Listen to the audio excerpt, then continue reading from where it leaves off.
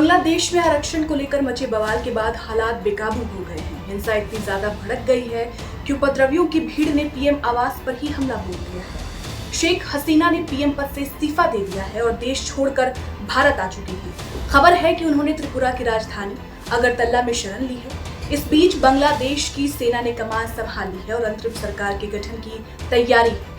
सेना के मुखिया वकार उज जमा ने कहा है कि सत्ता का हस्तांतरण चल रहा है, एक अंतरिम सरकार का गठन किया जाएगा, सभी हत्याओं की जांच की जाएगी, सेना पर जनता को भरोसा रखना होगा।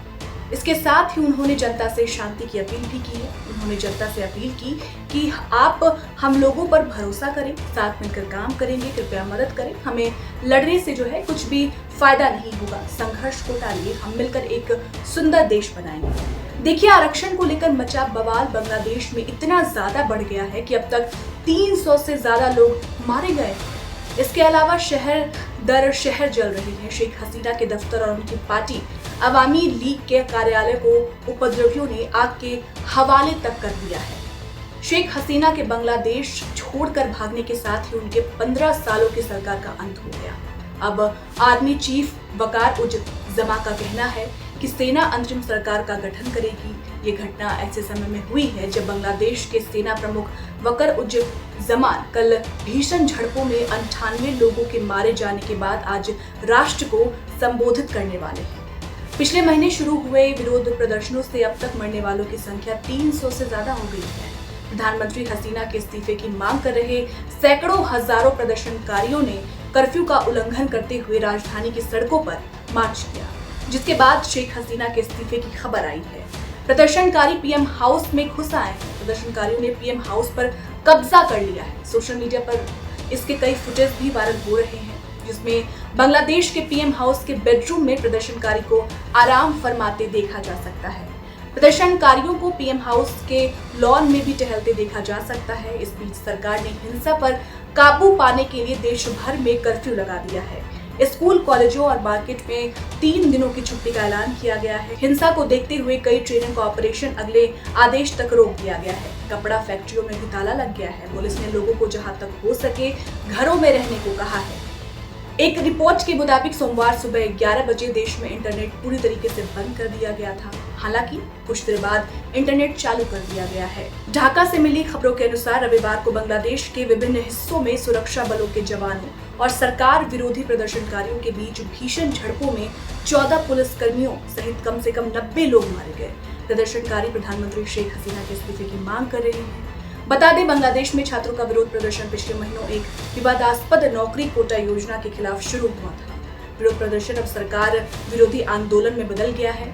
ये विरोध प्रदर्शन देश के सिविल सेवा नौकरियों के लिए कोटा प्रणाली में सुधार की मांग को लेकर है, जो विशिष्ट समूहों के लिए पद आरक्षित करता है, जिसमें पाकिस्तान के खिलाफ 1971 के स्वतंत्रता संग्राम में भाग लेने वालों के वंशज भी जो है शामिल। 25 जुलाई को विदेश मंत्रालय ने कहा था कि बांग्लादेश की स्थिति को देखते हुए करीब 6,700 भारतीय छात्र वहां से वापस लौटे हैं। वहीं बांग्लादेश में हिंसक विरोध प्रदर्शनों के बीच भारत ने अपने नागरिकों के लिए एडवाइजरी जारी की है। विदेश मंत्रालय ने बांग्लादेश के ताजा हालातों को देखते हुए भारतीय नागरिकों को अगले आदेश तक बांग्लादेश की यात्रा न करने की सख्त हिदायत भी दी है। भारत के विदेश मंत्रालय ने बांग्लादेश में मौजूद अपने नागरिकों के लिए हेल्पलाइन नंबर भी जारी किया है। विदेश मंत्रालय ने एक बयान में कहा है कि वर्तमान घटनाक्रम को देखते हुए भारतीय नागरिकों को अगले आदेश तक बांग्लादेश की यात्रा न करने की सख्त सलाह दी जाती है। बांग्लादेश में कानून व्यवस्था की स्थिति को देखते हुए बीएसएफ ने भारत बांग्लादेश सीमा पर हाई अलर्ट भी जारी किया है। वहीं बीएसएफ की एक सीनियर अधिकारी ने कहा है कि बीएसएफ डीजीपी कोलकाता पहुंच गए हैं। बांग्लादेश में बगावत के बाद भारत भी अलर्ट मोड पर है। पश्चिम बंगाल के बांग्लादेश बॉर्डर पर बीएसएफ ने भी चौकसी बढ़ा दी है। बहरहाल शेख हसीना के पीएम पद और बांग्लादेश छोड़ने के बाद भी प्रदर्शनकारी छात्र संगठन टस से मस नहीं हो रहे हैं। उन्होंने साफ कर दिया है कि उनको अंतरिम सरकार नहीं चाहिए। सत्ता को क्रांतिकारी छात्रों और नागरिकों के हाथ में दिया जाना चाहिए।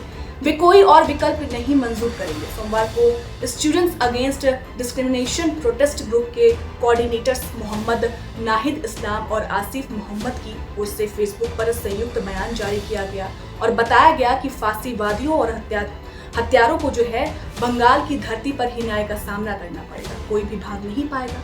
शाम तक बेगुनाहों को रिहा कर दिया जाना चाहिए।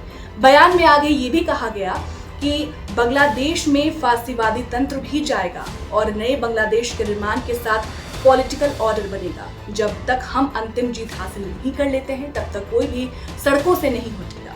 अब देखना ये होगा कि शेख हसीना का अगला कदम आखिर क्या होता है, क्या होने वाला है।